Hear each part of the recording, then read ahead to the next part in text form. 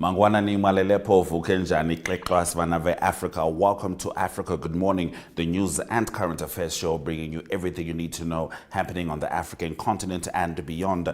After 2 weeks, my name is Ashwin Berry and it's good to be back. Getting straight into our top stories. Foreign national accused of manufacturing fake vehicle license discs in Northern Cape, South Africa. Ivory Coast seizes 33 trucks carrying smuggled cocoa beans. And Ethiopia's president was replaced after falling out with the Prime Minister. Follow all our programs on oneup2.com, DSTV 285 and GoTV 25 in Namibia. Mike Sichula from Zambia and Rorisang Mogojwe from Botswana will fill us in on the news making waves in their respective countries. This is Africa Good Morning. Top stories shortly.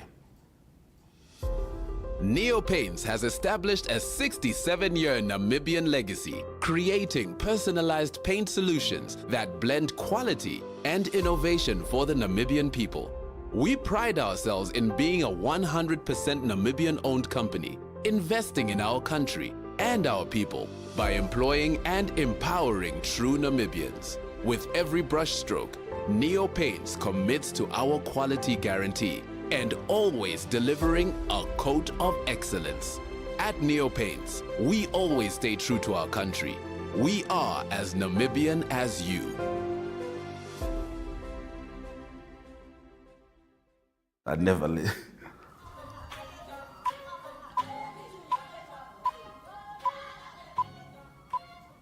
In our top stories, a Tanzanian man has been accused of manufacturing and selling fraudulent vehicle license discs in the Northern Cape, South Africa. Vincent Christian Mkumbo, 48, appeared before the Kuruman Magistrate Court on Friday, 4 October, for alleged cyber fraud, alternative forgery, and uttering. According to the South African Police Service, it is alleged that Mkumbo, popularly known as Chris, received expired vehicle license discs from clients who were avoiding going to the traffic department for renewal. He charged 350 Rand for his services. He then gives clients a printout of the same license disc with an extended expiration date, said Warrant Officer Nomthandazo Mnisi. According to Mnisi, the accused was apprehended on 3 October by the Hawks Serious Corruption Investigation Team during a search and seizure disruptive operation at Promised Land in Kuruman. Ivory Coast Coffee and Cocoa Council regulator seized 33 trucks carrying around 1,100 tons of smuggled cocoa beans across the border with Guinea, according to two sources with the regulator. Now, cocoa smuggling has increased in the region after poor harvests in Ghana and Ivory Coast, the world's second largest and largest producers.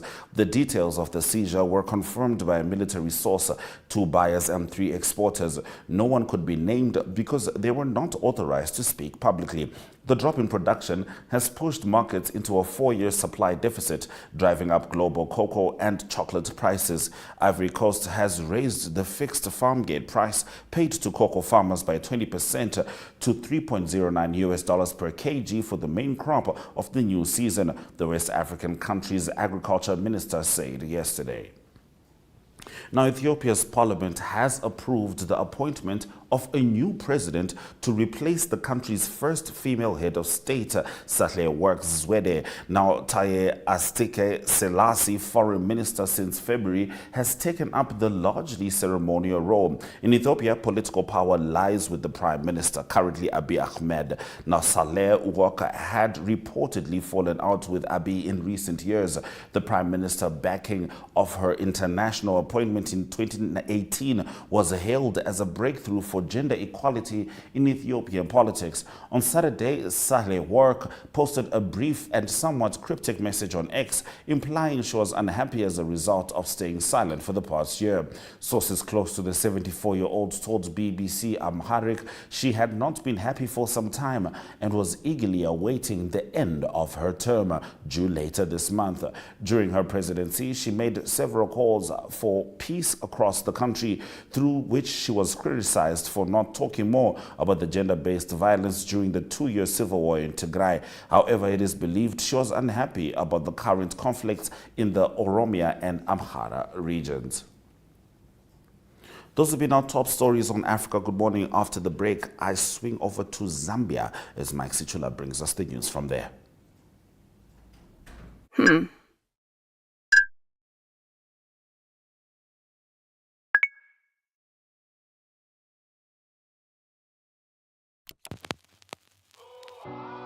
E-ticket, your online ticket solution for events and event marketing, bringing you ease of mind and making sure that your event gets out there.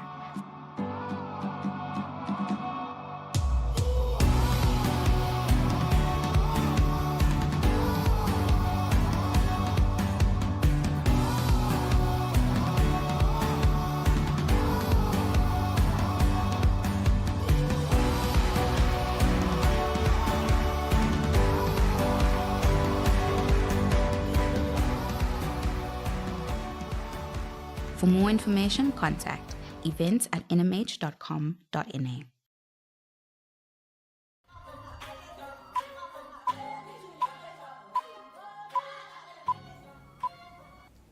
All right, it's time for me to talk to Mike Sichula as he brings us the latest news stories from Zambia. Mike, Uribwanji. Nirebuino Muribwanji, Africa, good morning to our dear viewers. Africa, good morning indeed, Mike. Now, Zambia has secured a $50 million in funding from the Arab Bank for the construction of the Kalabo-Sikongo Angola Road. Tell us more about this.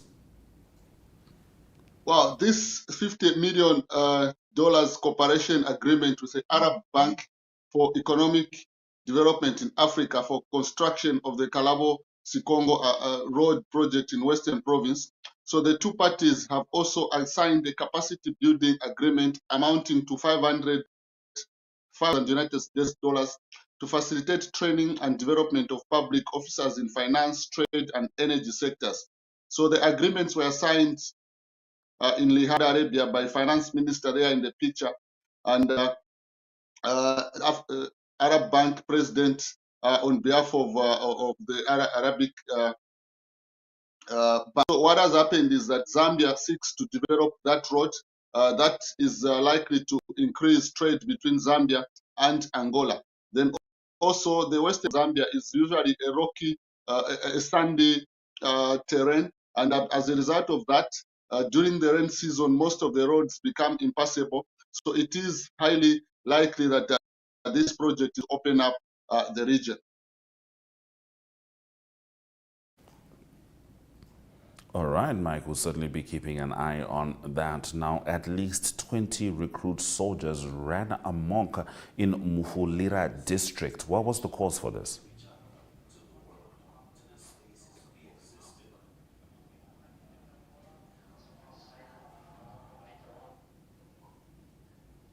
District, and there they got.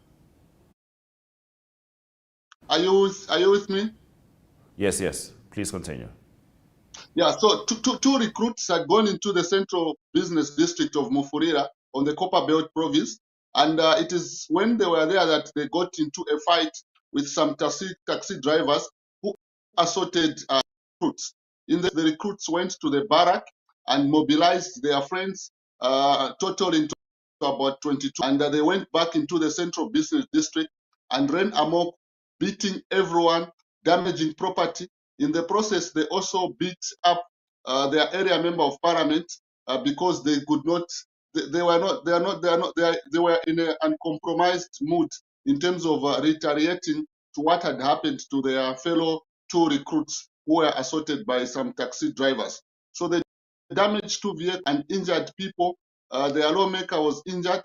That's him there in the picture, who was injured. He suffered a broken limb, according to his post on Facebook page.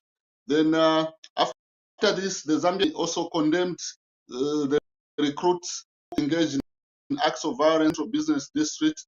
Army spokesperson Sidin Mwewa said the army is mandated to save and protect the people of Zambia, and any acts that violate its mandate are unacceptable and will not be condoned.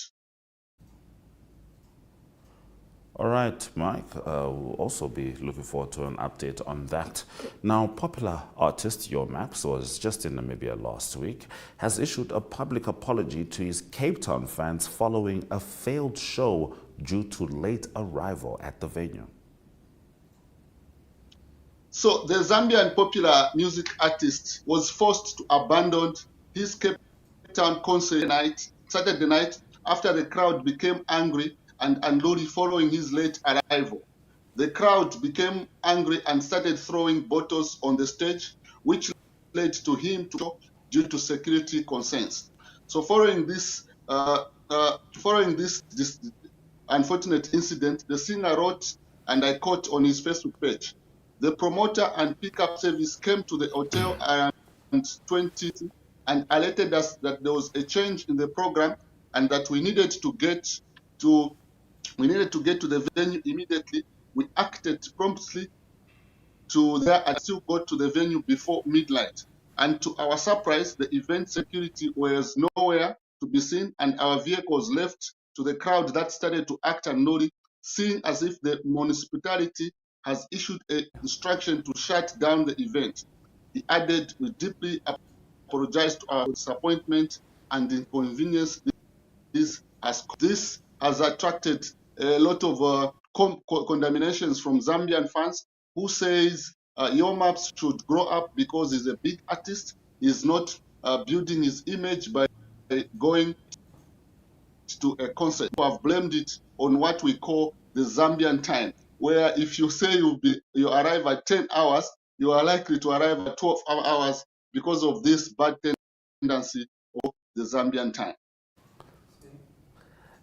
Yes, I actually saw the discourse around Zambian time. I think it's also in line with African time. We all need to sit around and have a discussion, because it seems like we are still looking at the sun when we ought to be looking at our watches. Now, in the last of your stories, Mike, Barbara Banda, along with Grace Chanda, have become the first Zambians to win the National Women's Soccer League Shield in its history. Tell us more. Yeah, so Barbara Banda joined the Orlando Pride and quickly established herself, breaking various club records with 13 goals and 6 assists in 19 games. She is second in the Golden Boot race after Malawi, Malawi Kasese City Temani Chawinga, who leads with 18 goals and 16 assists in 23 games. So when Orlando Pride beat Washington Spirit 2-0 on Sunday, which is like Monday Central African time, Barbara Banda became the first Zambian female player to major national women's shield. She is there with Grace Chanda, who has not set foot on the pitch because she's recovering from an injury. So this is a huge milestone for Zambian football, especially where women football is concerned. Barbara Banda expected to lead the Copper Queens at the next WAFCON tournament, where last time Zambia came out third. And it is expected that most fans are expecting the Copper Queens to go a step by winning the WAFCON tournament, which is coming up next year. All right. Yes, truly, congratulations. They keep leading by example there. Thank you very much, Mike, for bringing us the news stories from Zambia. Thank you very much. Africa, good morning to our dear viewers. Africa, good morning indeed. Stay with us as we swing over to Botswana and talk to Rorisang Mogojwe about the stories there.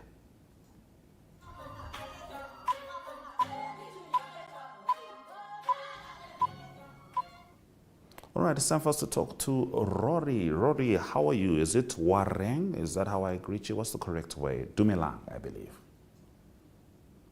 Yes, that is correct. Dumelang to everyone. Africa, good morning to our viewers.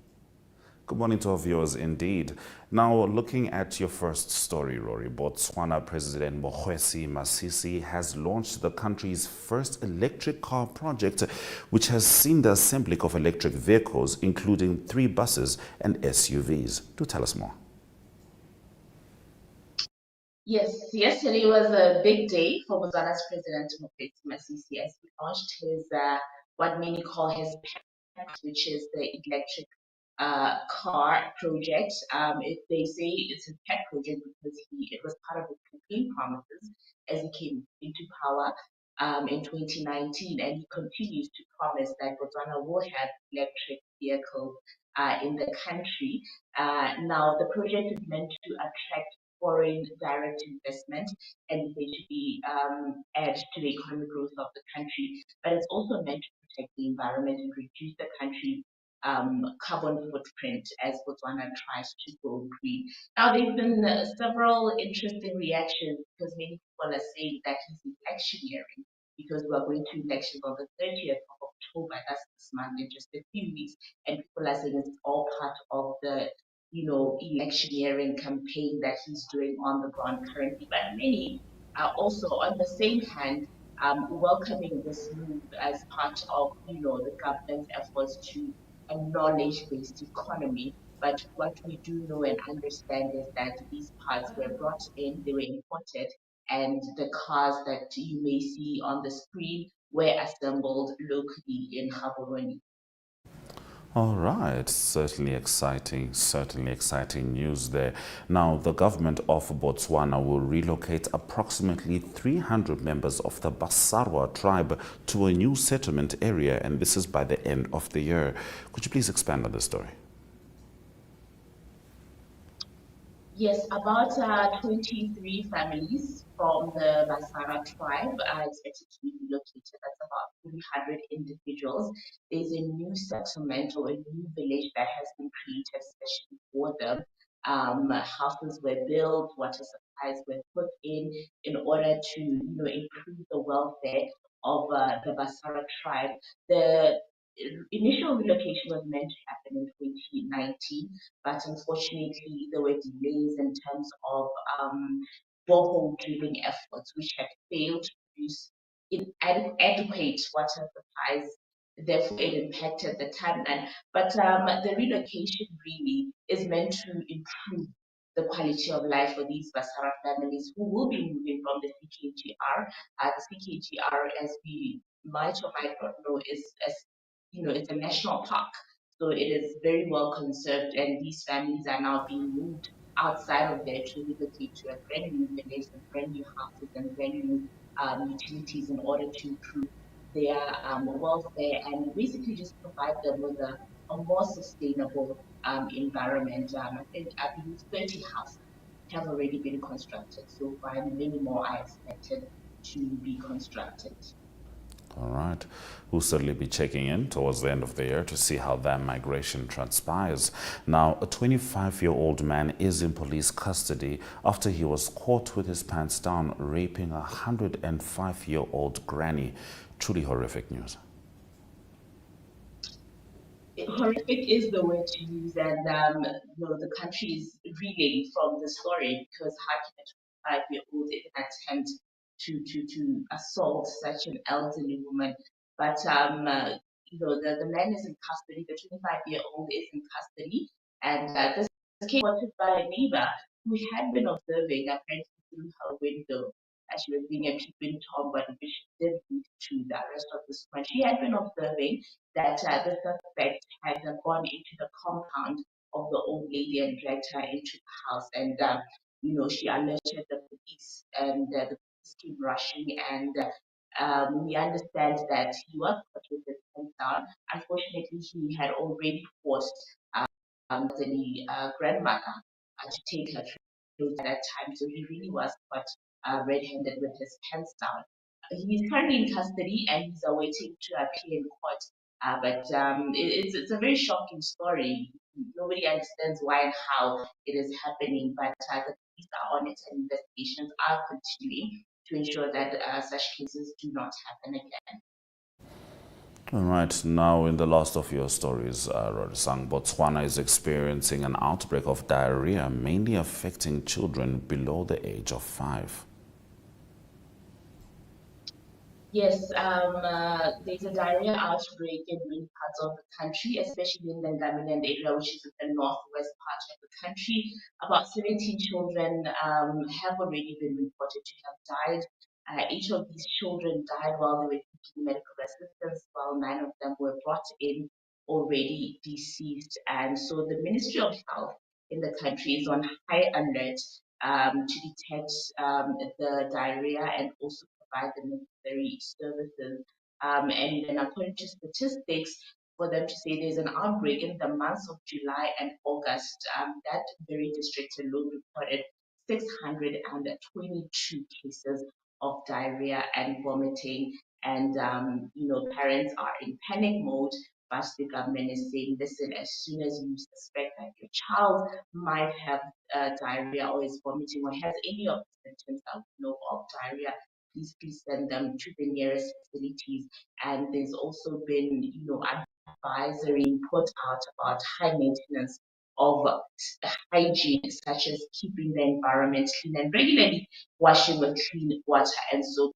But currently, the country or the Ministry of Health is on high alert, and local health facilities are they are all hands on deck to try and bring this outbreak down, as already 622 cases have been reported. That's a huge number for a country with a small population of 2.5 million like Botswana. So.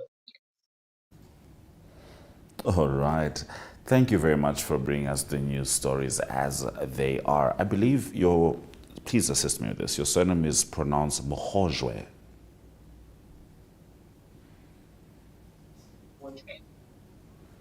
Sorry, I didn't quite get you there. Mogojwe, you said it right. Yes. All right, look at that. Correct. Fantastic. Oh, fantastic. All right, I'll never get lost in Botswana then. Thank you very much for bringing us the news stories as they are. Thank you very much for having me. Good morning, Africa. Good morning, Africa, indeed. Let's swing over to economic news.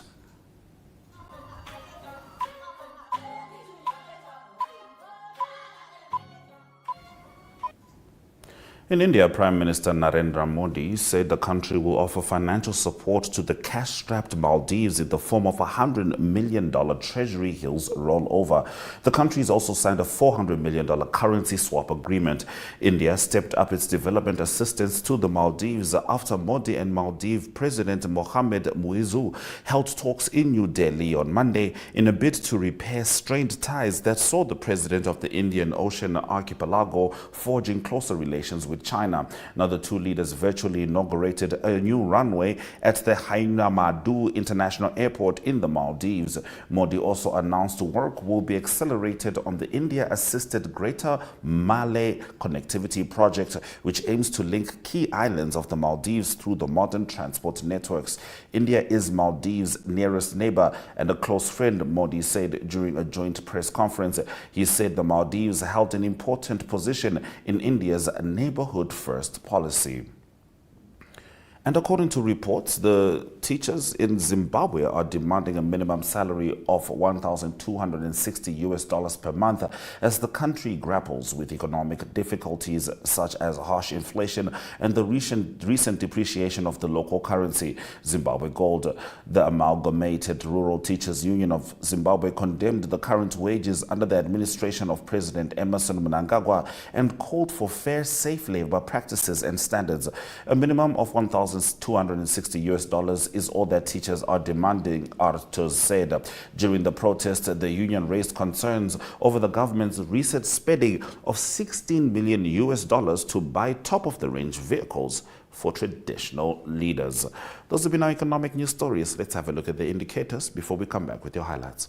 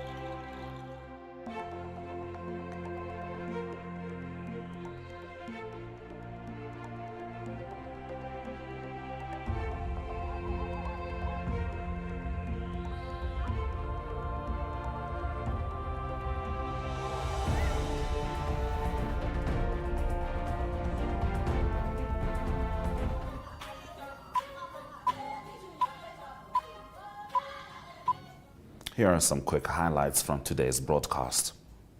Foreign national accused of manufacturing fake vehicle license discs in Northern Cape.